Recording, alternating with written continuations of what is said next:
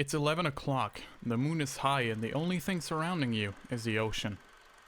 The sea is calm, not a single wave. It almost looks like oil. You just finished your guard shift. You only have 3 things in your mind: the good cup of tea that is awaiting you, your bed down under the deck where multiple of your co-sailors are already fast asleep, and your girlfriend back home. You raise yourself on your feet and suddenly you see 2 streaks of white foamy water come straight towards you. You barely have the time to scream torpedoes when 2 massive explosions shake the ship. You're projected multiple meters in the air and you fall back down into the sea, unconscious. Your life jacket makes you come back to the surface, and suddenly you wake up to your ship heavily listing to one side, on fire. You hear screams coming from the hull. You see people jumping into the ocean and the ship, slowly passing under the waves. You turn around looking for help, and from the glow of the moon you see it. A German U-boat.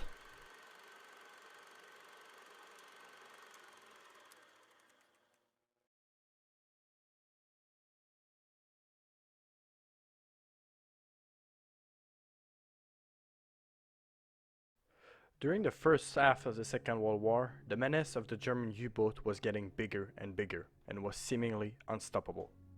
Sinking ship after ship in the Atlantic, those submarines almost entirely cut the supply chain to the United Kingdom from the United States of America, which, during the early stages of the war, almost brought Britain to their knees.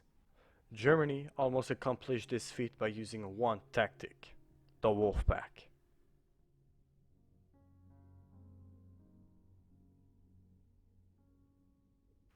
During the First World War, the Germans, during their hunt of the Entente ships, used what was called the Lone Wolf tactic, which, to sum it up, was a series of small attacks on the enemy ships to try to sink as many as possible.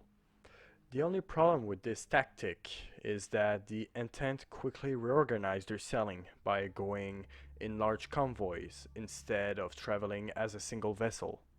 A new tactic was needed. An advanced land-based headquarters will radio a cruiser on the position of the convoy. The cruiser will refuel and rearm the U-boats, and then the submarines will be sent on a mass attack on the merchant ships, sinking as many as they could. This new strategy, invented by Hermann Bauer, commander of the German High Seas U-boats, proved easier said than done due to the limitation of the First World War technology, resulting in staggering losses for the Germans with very limited results. As the author H.G. Wells said, I must confess that my imagination refuses to see any sort of submarine doing anything but suffocating its crew and floundering at sea.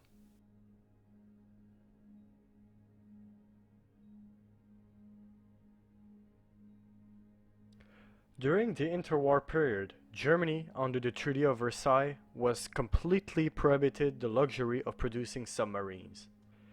However, in 1933, Adolf Hitler and his angry little mustache came to power and completely ignored the Treaty of Versailles and started to build his new navy. Since Germany at the time were very limited in resources, they couldn't afford to make multiple large warships like the French, British, and Americans could. What they decided to do is, instead of going all guns blazing against Allied navies, Germany would instead play the hide-and-seek game, using multiple submarines to swiftly sink enemy ships and sneak out undetected.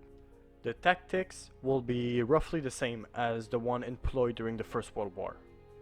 The Kriegsmarine U-boats were going to patrol separately along the usual convoy routes, sinking isolated and vulnerable ships, kinda like wolves attacking isolated babies or wounded animals.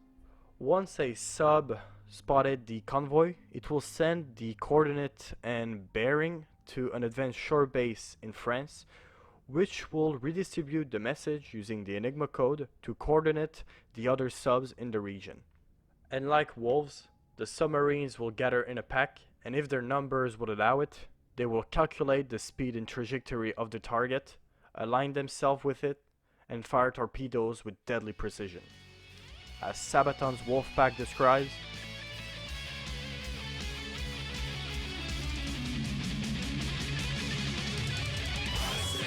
makes the contact and lead them. U94 scores a kill in the dark. 1, 2, 4, sinking 4 into approaches. 406 off the speed you'll launch. U569 makes a contact and lead. U94 scores a kill in the dark. U124 sinking 4 into approaches. 406 off the speed you'll launch again.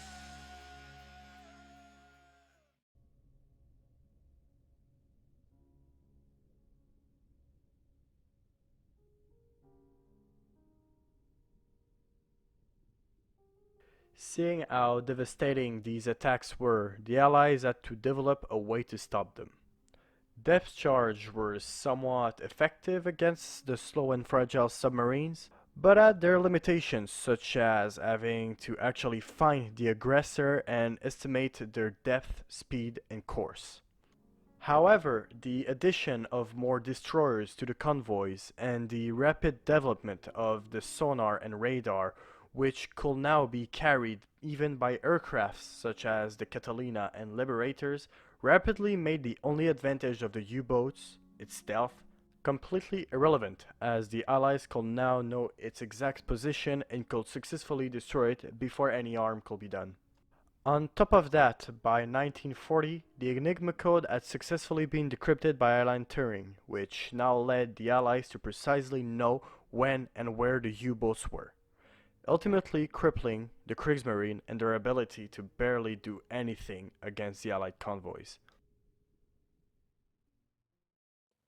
Anyway, I hope you have enjoyed this video. If you did, don't forget to like and subscribe and even comment your thoughts on it. And why not join my Instagram page and my Discord? Anyway, I sincerely hope you have liked the video, and I will see you next time. 569 makes a contact and lead that you not force goes to with the dog.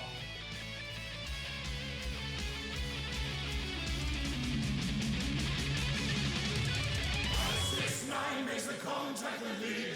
U94 scores a kill in the dark. 124 sinking 4 into approaches. 406 off the speed you'll launch. U569 makes the contact and lead. U94 scores a